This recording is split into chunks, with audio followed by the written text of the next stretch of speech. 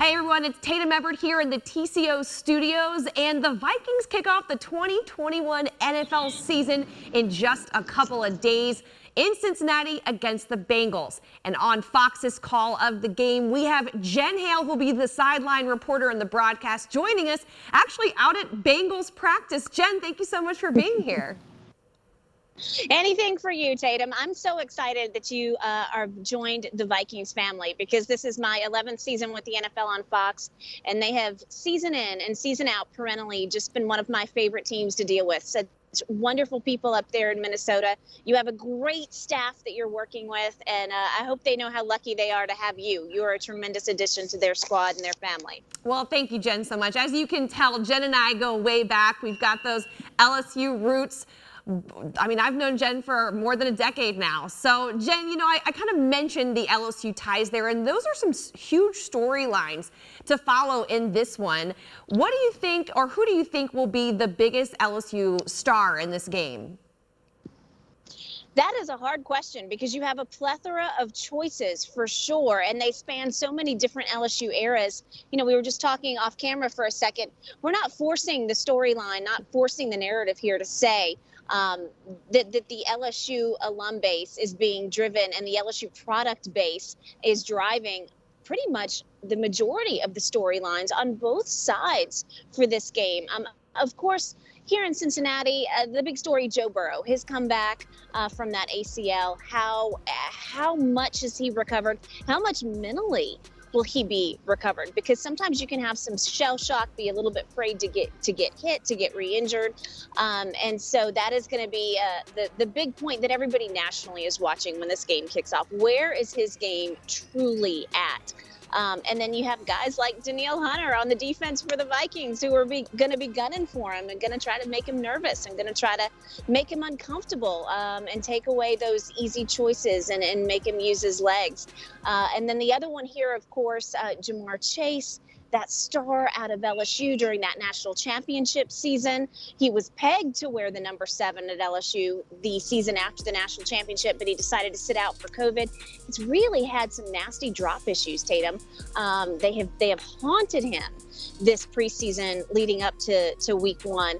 And he has been doing everything possible to exercise those demons, shall we say. He's ordered a personal jugs machine for his own home. Oh, wow. He comes in even on off days and catches 250 passes from the Bengals jugs machine. And then he always has a coach stay and throw him another 100 passes to try to get rid of whatever it is that is causing this case of the dropsies. And then, I was talking to Pat Peterson yesterday.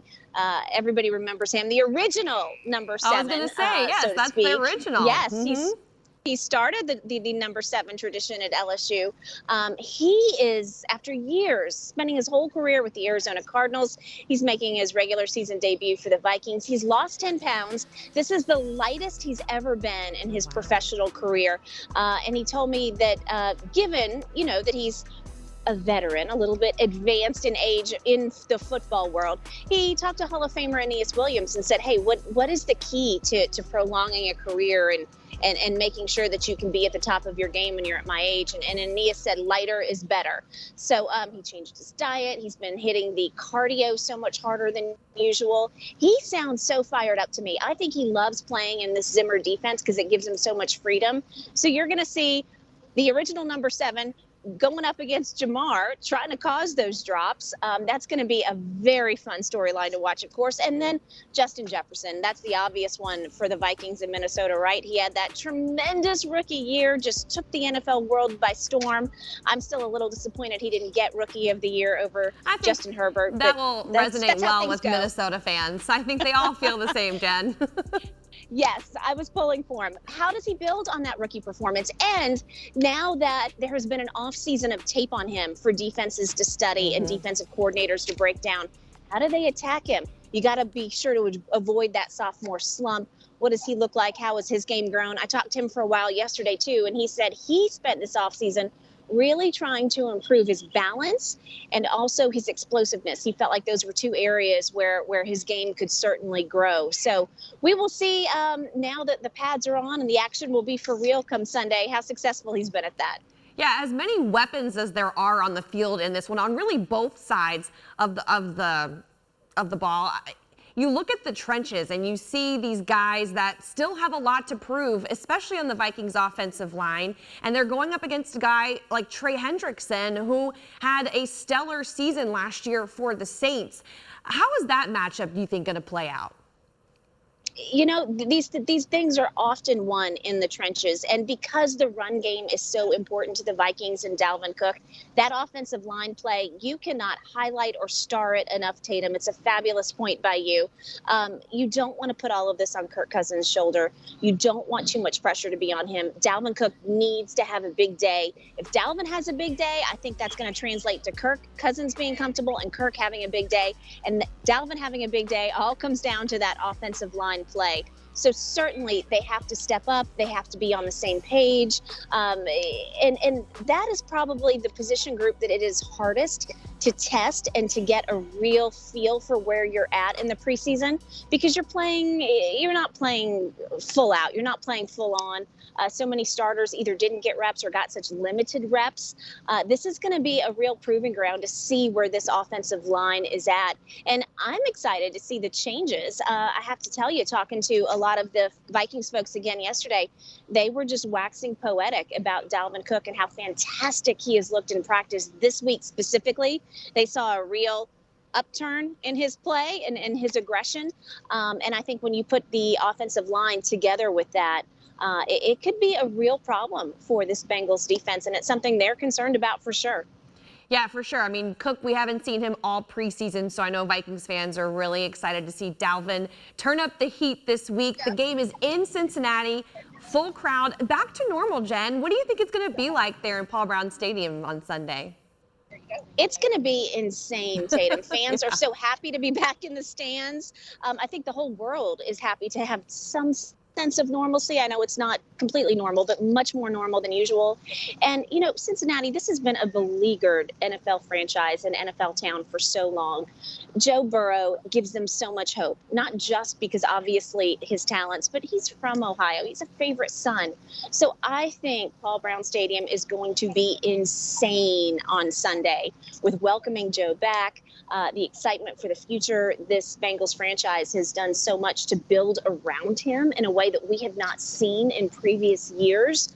That they have certainly invested more into their scouting department, the positions, the ancillary positions. Some might call them ancillary. Those of us who know the game know they are not ancillary, but they don't get all the hype and all the glory. Those were positions that the Bengals didn't necessarily put as much emphasis on in years past, and they are now. So I think it's going to be a real challenge for the Vikings to come into this hostile environment. And, you know, for offenses, for Kirk Cousins, for that offensive line, you're probably going to have to use silent counts. You're going to have to use cadence. And that's something, yeah, you've done it in the past, but you haven't done it in almost a year and a half now. Mm-hmm. So I think there could be some adjustment period getting used to that in front of a hostile environment again, playing for the first time in 2 seasons with that. And while there are several LSU Louisiana ties on this Vikings and Bengals roster, as well as you, Jen, our hearts and thoughts are with you guys after what happened with Hurricane Ida. I know that that's been weighing heavy on a couple of the guys you spoke to this week. Indeed, absolutely.